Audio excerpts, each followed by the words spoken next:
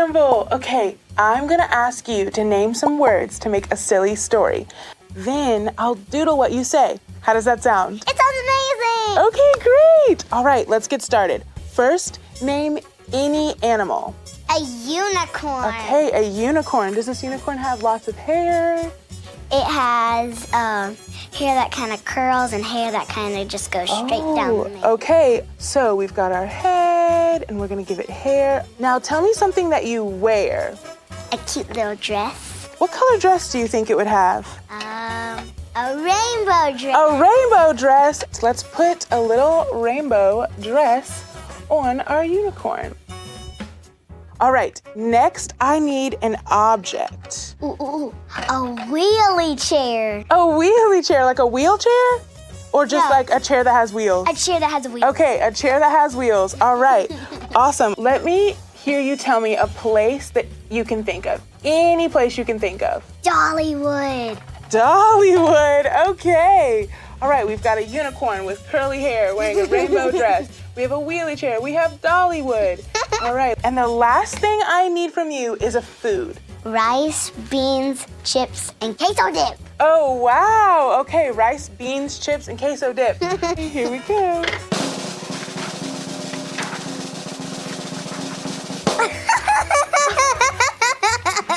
All right, so we have a unicorn wearing a rainbow dress, riding a wheelie chair to a birthday party in Dollywood, where all of the animals ate chips, queso, and beans. Okay, what do you think about your noodle doodle?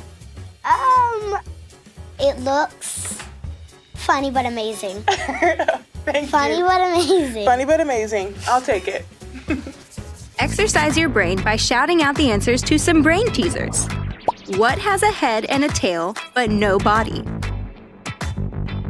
A coin. What's black, white, and blue? A zebra who feels sad. What never gets any wetter, no matter how much it rains? The ocean. Thoughts are powerful little conversations you have in your head that no one else hears but you. You know, thoughts like, what if I fail my test? He's always making fun of me. Will my friends be there? My stomach hurts. I want to go swimming. Thoughts can start off small and go away quickly, or they can grow to be so big and so bad that they ruin everything about your day. Because we are born with the desire to do wrong things, most of our thoughts are not ones that please God. We think about ourselves a lot, and many times we will find ourselves thinking about things that aren't true or right. The devil tricks us into thinking lies, and if we don't pay attention, those thoughts can get us into big trouble and make us feel terrible inside. But God created us to have minds that think, and He gave us the ability to catch our thoughts. When we do, we can check them to see if they match what He says is right and true. God's words have power and can change any thought we have. And when we let Him change the way we think, we'll see that thinking the way God thinks is totally what's best. Think about what is right. Everybody get on your feet. It's time to sing.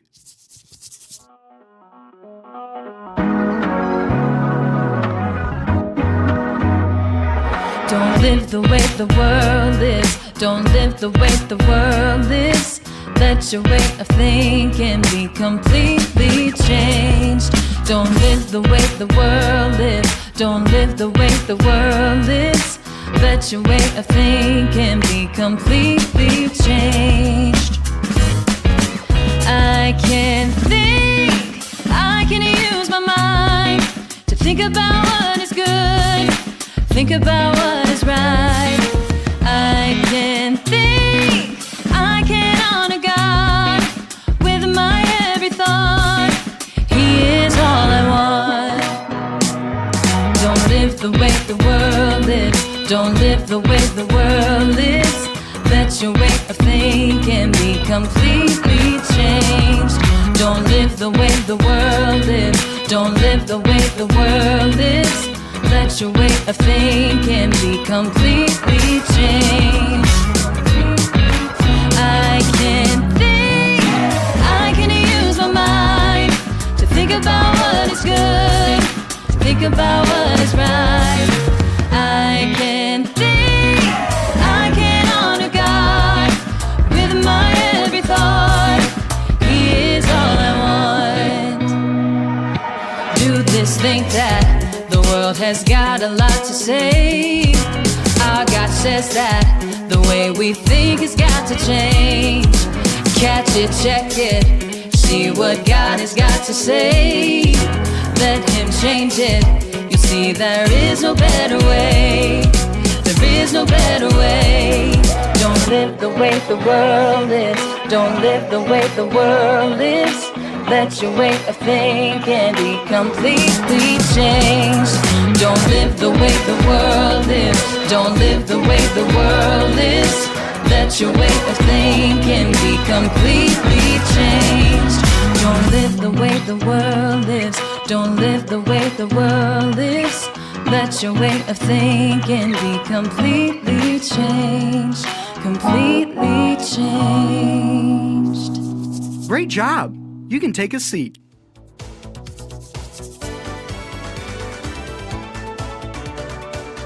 Memorizing verses from the Bible will help us remember what God says when we're checking our thoughts. Let's see if we can memorize this verse from Romans 12:2 together. Say this after me. Don't live the way the world lives. Let your way of thinking be completely changed. Then you will be able to test what God wants for you. And you will agree that what He wants is right. Romans 12:2.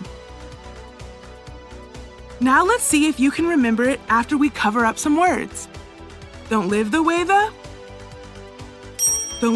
world lives. Let your way of thinking be completely changed. Then you will be able to test what God wants for you. And you will agree that what He wants is right. Romans 12:2. Way to go! So, I've been thinking about Miriam. Auntie Miriam? She's probably making it rain bingo chips with all of her friends as we speak. Not your Auntie Miriam. Miriam in the Bible. Never heard of her. Was she a bingo queen too? Not exactly. She was Moses' sister. And there's a lot in her story that we can learn when we look at her thoughts. Oh yeah, I know Moses. He was the guy who convinced that mean Pharaoh to let God's people, the Israelites, go free and lead them through the desert for like a zillion years, right? That's the guy. But it was just 40 years. Close enough. And wasn't Moses the guy God told to hold his stick out over the Red Sea and watch it part? Yep, right again. And his sister Miriam was there to see it all too. Hooray! But as the Israelites crossed through the Red Sea on dry ground, Pharaoh came chasing after them. This Pharaoh dude. Come on, man. Tell me about it. But God made a way for His people to get away safely across the Red Sea. After they made it through, all the water rushed back over the Egyptians with their fancy chariots and huge army. Wapow! Kazam! Take that, Pharaoh. Yep. When Miriam saw Pharaoh's chariots and horses go into the sea, she grabbed a tambourine and started singing and dancing, praising God for all that He had done for them. Then all of the women followed her, singing and dancing too. I'm feeling a viral video coming on. At Musical Miriam. Coming at you, world. A few thousand years too early, dude. Another fun fact about Miriam, she was also a prophetess. What now? A prophetess. God gave her messages and she spoke them to His people. Like text messages? Coming from God? Super awesome. Kinda. God used Miriam to do some awesome stuff, but things started to change when her thoughts turned negative about her brother Moses. Sibling fight. Classic. We've all been there, am I right? This wasn't Miriam and Moses getting into arguments over who gets to pick tonight's movie or who called front seat in Mom's minivan. Miriam started thinking things about Moses that just weren't right. Like that he was breaking the speed limit or littering or putting pineapple on pizza? That should totally be a crime. No, nothing like that. Miriam and her other brother, Aaron, got seriously jealous and started saying bad things about Moses. Miriam was like, God has spoken through us too. She started thinking that it wasn't fair that Moses was the one who got to be in charge. And now the boxing gloves come out. In this corner, we have the writer of songs, the prophetess Miriam. And in this corner, Moses, the leader of God's people. Who will prevail in this epic showdown of sibling rivalry? Whoa, dude, too far. There wasn't a fight, promise. But God did tell Moses, Aaron, and Miriam to come have a meeting. It's about to get serious. Yep, God came down in a pillar of cloud and spoke to Miriam and Aaron. He reminded them that he is the Lord, and he is the one who chooses to speak to Moses face to face, very clearly. He asked them why they were saying things that weren't right about Moses, and then he left. And mic drop. When the cloud left the place where they were standing, Miriam looked down and realized something wasn't right with her skin. Sunburn? Should have gone with SPF 50 when hanging by the pool, Miriam. No, it was a disease that caused white spots all over her skin. Big yikes. I bet Miriam was like, call an ambulance. I need a doctor, stat. Well, Moses prayed to God and asked him to heal Miriam, and he did, but there were still consequences for Miriam's wrong thinking. She had to stay outside of their camp for 7 days with her skin disease before God healed her. Ouch. That's worse than being grounded and losing your Xbox. Totally. Miriam let her thoughts become too focused on herself, which led to jealous thoughts that just weren't right. Hold up. We won't end up with some crazy skin disease when we have wrong thinking, right? Yeah, we probably won't end up with a skin disease when we get jealous or think about wrong things. But God does want us to catch our negative thoughts and let him change them so we can think about what he says is best. And when we test out thinking God's way, we'll see that what he wants us to think about is really what's right. Everybody get on your feet. Strike a pose like the one you see on the screen.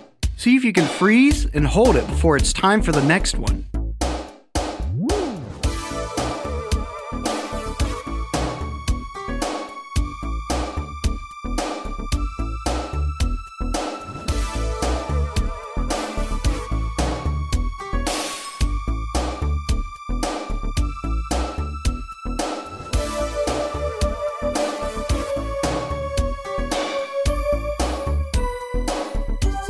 That was fun. Now take a seat.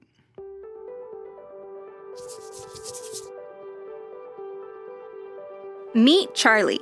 Charlie is the best player on his basketball team, the dribbling master, distance shooter extraordinaire, and rebounding champ. Known as Charlie Hoops to his teammates, everyone realizes that he's destined for the NBA. At awards night, Coach gives Miles the season MVP award, giving a speech about Miles' awesome attitude and hard work this season. Was Coach even watching the games this year? Miles is definitely the clumsiest, lowest scoring player. Charlie calls him 0 points McDropsies in his head. He'd never say it out loud, but he still thinks he's right. He can keep letting his thoughts spiral out of control, pout that he didn't win an award that he thought belonged to him, and remind all of his teammates that he's the real MVP. On second thought, if Coach overhears, that's a quick way for Charlie to spend the next century scrubbing the gym's toilets with a toothbrush. Or Charlie can catch his prideful thoughts and check them by thinking about what God says is right. Like, be humble and give more honor to others than yourself. Or, love your neighbor as you love yourself. If you really keep this law, you are doing what is right. After Charlie checks his thoughts, he can let God change the way he's thinking so he can do what's right and love Miles by congratulating him for his award. And if he's having a hard time doing that, he can pray something like, God, please change my thoughts. The world tells us we should brag about the things that we're good at and do what we can to show others that we are the very best. But when we let God help us change our thoughts, we'll find ourselves thinking about showing love to others, and that's the right thing to do. Think about what is right. Everybody get on your feet. It's time to sing.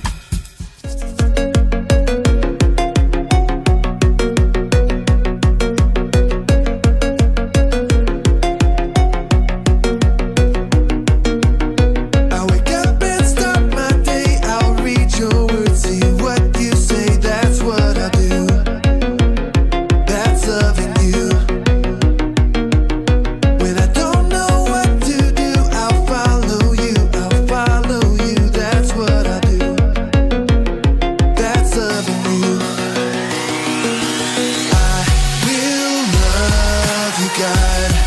with all my heart and soul, with all my mind and strength.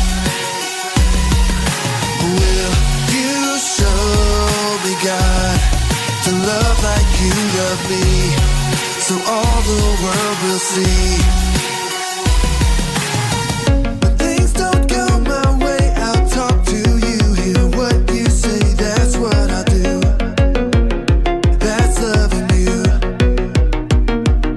When my world is upside down, I'll trust that you'll turn it around, that's what I do. That's loving you. I will love you, God, with all my heart and soul, with all my mind and strength. Will you show me, God, to love like you love me, so all the world will see? I will love you, God, with all my heart and soul, with all my mind and strength. Will you show me, God, to love like you love me, so all the world will see?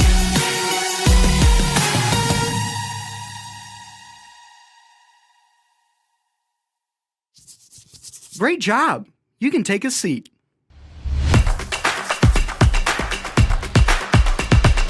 Recap what we've learned today in exactly 10 words. No more, no less. Thinking, Selfish thoughts, is not, right. think. About Others? 2. Yes! I Can think about what is right when I get jealous. Miriam's thoughts became focused on things that weren't right. Kaleidoscope, thingamajig, trapezoid, xylophone, stop me! when A mean thought pops in my mind. catch. It. Yes!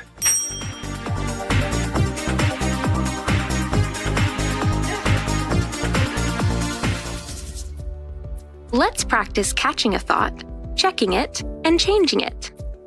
What is something you've been thinking about a lot lately that's made you feel sad, or worried, or scared, or mad? Maybe you've been thinking about something that someone said to you, or something scary that you saw on TV. Pick one thought that comes to mind. Pretend your thought is a balloon. Now squeeze one hand like you're catching string on the balloon. Hold on to your thought balloon, and let's check it by asking God what He thinks. So tell God what's in your thought balloon and how it makes you feel. Ask God to show you what you should be thinking about. Since you've talked to God about your thought, you can let it go now. Just open up your hand like you're letting go of the balloon. Great job! The next time you have a thought that makes you feel sad, worried, scared, or mad, this is one way you can catch it, check it, and change it. Think about what is right.